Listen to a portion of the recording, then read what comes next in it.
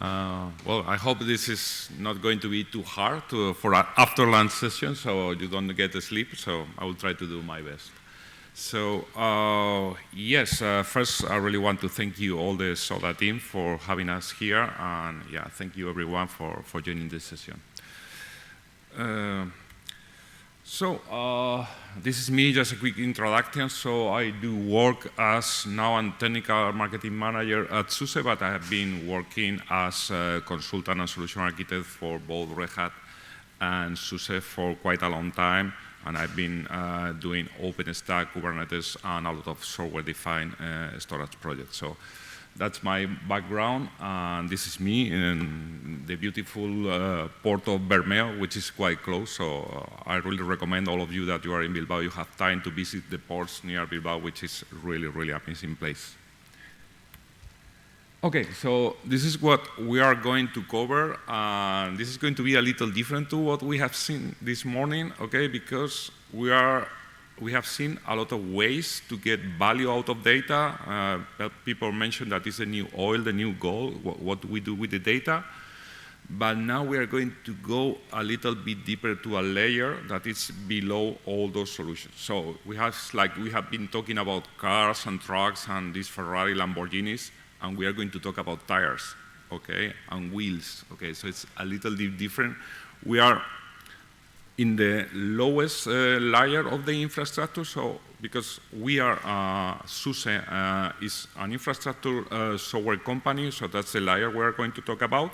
But in that way, we are also closer to what SODA is, okay? You have seen this morning in the introduction that SODA was really on that layer that make the underlying storage solution be easier to consume, and that's really similar to some of the components we are going to show you today about our software-defined storage solution.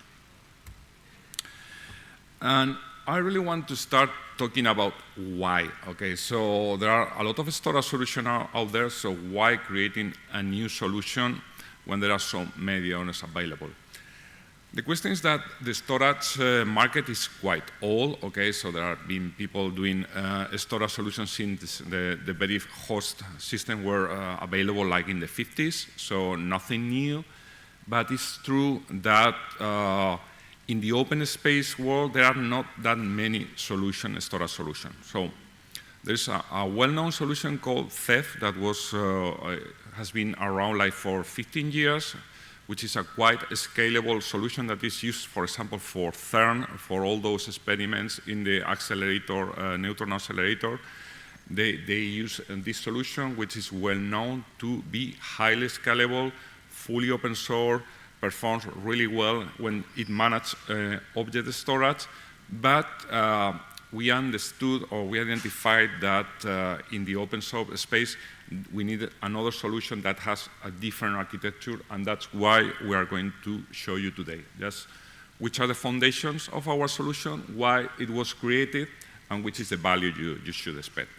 So again, we are talking about open source. Remember, not too many open source solutions out there, at least for that offer a comprehensive view of the storage system, so offering block storage, object storage, file storage. There are specific specialized solutions that cover some of those use cases, but not so many that covers everything. Being SUSE, an open source company, obviously the model is open source because we believe in that model, but it's not only that. When we created this project early on 2017, one of the first things it was done was submitted to the CNCF. Why? Because open source is not just the code, okay? So we really wanted to have a big community around that and also have a clear steering model. So once you donate a project to the CNCF, that means that it's controlled by a different entity, so nobody's going to take ownership of that project or try to control, or even, which has happened unfortunately lately, try to close that source and limit the contribution. That really helped Longhorn to grow as a solution because it's offered a clear place for people to collaborate and contribute. So that's the foundation. And then when it was created just 1 year after Kubernetes was released. And with that clear understanding that there was existing storage solution, but none of them really fit on what Kubernetes is. So that's the foundation, and we will describe later on a little bit what that means that is built for Kubernetes in Kubernetes. And other topic that was early identified by the team working in the solution is that some of storage solutions were not easy, okay? And we really understood that a solution, if we want the community to have a wider adoption, it needs to be easy to understand. Being built on top of Kubernetes, it also means that we can leverage all the paradigms, all the architecture. So when you are thinking about Longhorn as a storage solution, you are really thinking about another Kubernetes application. So if you are used to working with Kubernetes, or if you have already a GitOps practice built on top of Kubernetes, that means that you will easily understand the key principles behind Longhorn. Then, obviously, we wanted to have something that is initially was meant for the community, so the total cost of ownership should be low. Longhorn is a storage solution that can be quite performant. It's up to you, depending on the hardware resources you want to use. The more or the faster the storage technology underneath it, if you are using NMBs or SSD, the type of disk that you use underneath is going to define the flexibility and the performance of the whole system. But the idea is that you can start with something easy and cheap and make it faster and more expensive if needed. Okay? Well, we mentioned multi-protocol. The project was started covering block storage, and I will explain a little bit about that. And then in recent version, we understood that it was important for the community to also offer file and object storage. Starting with block storage was important because at the beginning I said that there is another important project in the open source space which is called Ceph, but the problem with that solution is that it's quite scalable, but it's designed as an object storage. And it was quite successful, okay? So it's, as I said, it's used by many people, but then they realized they want to cover other scenarios. So they wanted to find a way to offer that object storage that can be consumed also as block and file storage. That means that additional layers needed to be added to the product. And that's killer. In many scenarios for storage. We will have some session this afternoon that will talk about databases, transactional databases, vector databases, and it's quite difficult when you have a storage system in the background that has a high latency. That's killer for transaction. So that's why we understood we needed to offer something that have a better performance, and that's why Longhorn was built with block storage in mind. We tried to optimize that at the maximum, trying to meet as close as possible the performance of the underlying disk technology that you were using. And once we were comfortable with that and it was working perfectly, is when we decided to offer file services and object services on top of that. Obviously, as it cannot be other way, security, this is a new platform built from scratch. Security is part of the system. Two ways, okay? Native encryption for all the operation, both data in transit and data at rest, okay? So everything can be encrypted. And another advantage of building a platform inside Kubernetes as an extension is that we inherit all the Kubernetes security model, okay? We don't have to create our own security model that can have holes or flaws and can be exploited. No.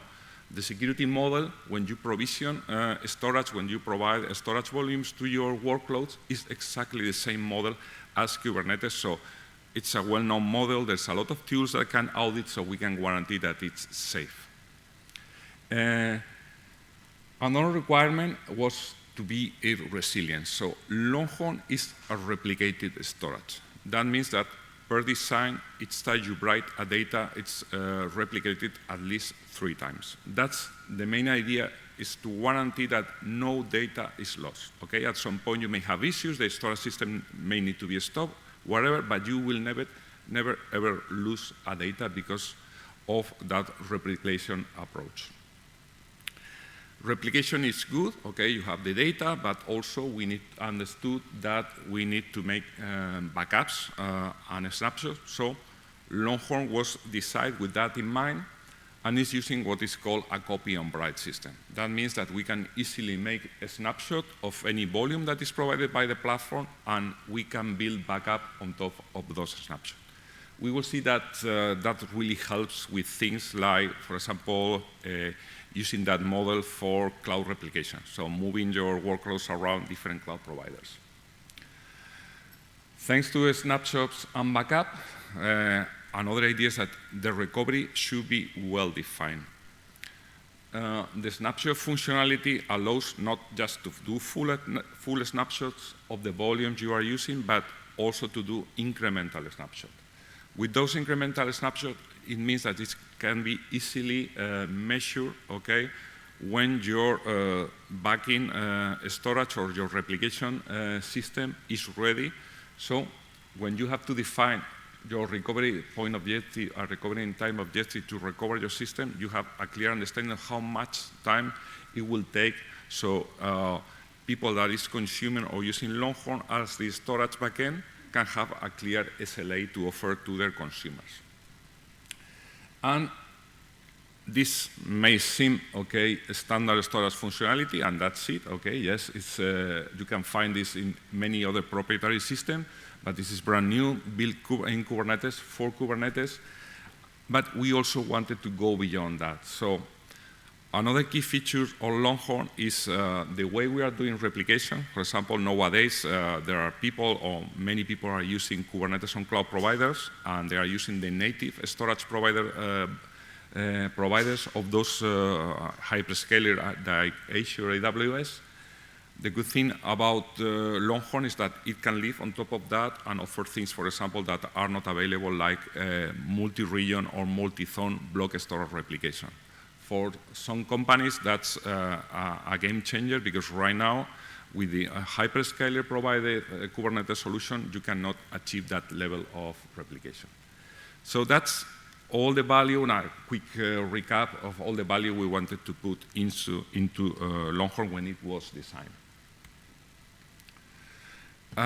Going back to the idea of having a storage solution that is built on Kubernetes for Kubernetes, is reusing, okay, so we build on top of the well-known features that control high availability, decided state. That means that the workloads or that implement the Longhorn controllers and data path to storage information use the same model of any other Kubernetes application. We have not reinvented that. So if you consider the HA model of Kubernetes is good, okay, it's the same one we are using, so we are not trying, again, not trying to reinvent the wheel and have to test ourselves a new HA model approach. Then, in terms of use, as I said, it's an extension of Kubernetes. Kubernetes is a really good platform to be extended. It was built with extension in mind. That means that you can create your own application, and your application will live inside the Kubernetes API. That's comfortable for us in the way we build, because there is a clear model you are based, but that also means that any tooling that is able of working with the Kubernetes API, or for example, the kubectl CLI, or any DevOps application, any application that is working with the GitOps space and it's able to communicate with the Kubernetes API, may know how to deal with specific Longhorn objects like the standard volumes or storage classes that Longhorn provides. So that means that if you already have an operation teams that it's capable of managing a Kubernetes platform, it's going to be really easy for them to manage the storage solution that Longhorn provides. And as we discussed, we inherit not only the security model, but when you want to implement airbags or role-based access to your storage system, you get what you have in Kubernetes. So again, any system integration you may have done in your Kubernetes environment with Active Directory, LDAP, directory service, whatever, you can reuse that to control access to your storage. And the model itself, go to the next slides. It's really quite simple. It's not rocket science. The real the value is really in the details of how this is implemented, but from a high-level point of view, it's quite easy. At the end of the day, we have pods, which are basically containers running on Kubernetes that needs volumes. So basically what Longhorn is going to do is, from the lowest layer where we have the disks, we are going to take folders on those disks and trying to present them to the host where those containers are running as iSCSI. Okay? So if a pod is running in a node of one of our Kubernetes cluster, what they will see there's an iSCSI endpoint that will be mounted in the pod, so the pod can consume that storage. In the middle, we have the objects that represent the microservices that Longhorn is built on top. The main one is the engine that is the responsible to providing that iSCSI interface to the nodes. And the replication, as you can see there, standard 3 replicas, is going to take care of just transferring the information. In this model, as you can imagine, in terms of what we were describing before, latency and the performance, each time you write a data, it needs to be replicated. So this replicated storage system, all of them tend to have a low, high latency when they need to write, because before you get the acknowledge of the write operation, you need to have replicated, okay? But in contrast, when you are going to read data, they are really fast, because you can read in parallel from the 3 replicas that you have in your service. Later on, I will give you a link to the resources. There, each time we release a version of Longhorn, we provide comprehensive benchmark, so you can see all that data, how it works. We provide benchmarks in a way that we offer, we deploy physical servers in Equinix and cloud servers in AWS, and you can compare the performance of each Longhorn version versus the native disk on those servers. Then you have a clear understanding of which is the throughput you get with Longhorn, which is the latency, and at the end of the day, the aggregated IOPS that you are able to achieve. And all that is not using anything specific to Longhorn. At the end of the day, we are using, for the volume lifecycle, the CSI. CSI is the storage interface that provides Kubernetes. So Longhorn is provided as CSI providers. So every Kubernetes application will work as a standard. So they will not realize that it's Longhorn underneath, and it will give you access to the standard persistent volumes and persistent volume claims. In terms of where you can use it, any certified Kubernetes, okay? In the main architecture, even it's surprising that we are quite successful in the host environment, because there is not that common to find Kubernetes native storage solution in host environments. So we even support that type of a scenario, but you can find us anyway, and you can deploy it in any Kubernetes distribution, certified distribution that you can think, okay? One of the most relevant of the places we are more present right now is the edge environment, because Longhorn, together with our edge Kubernetes distribution that is called K3S, is right now the only solution that is the footprint is small enough to provide a fully Kubernetes native solution inside places like 5G antennas or remote industrial locations. And this is just a summary for your reference of all the features or the main features that you may find in Longhorn as a storage solution. You probably will not miss anything. We will not go through or review the comprehensive list. As we can mention, for example, in data protection, we do bit row protection. That means that if for any reason there is an inconsistency in the disk we are using underneath, we are able to detect that. So it's not that we replicate values and data, so it's always said that we make sure that the data we are replicating is consistent.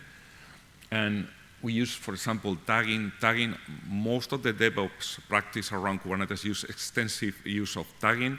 We can also use tagging as we are native Kubernetes objects. As we described, we can do replication across different zones. So anything you may expect from an advanced storage solution can be found in Longhorn.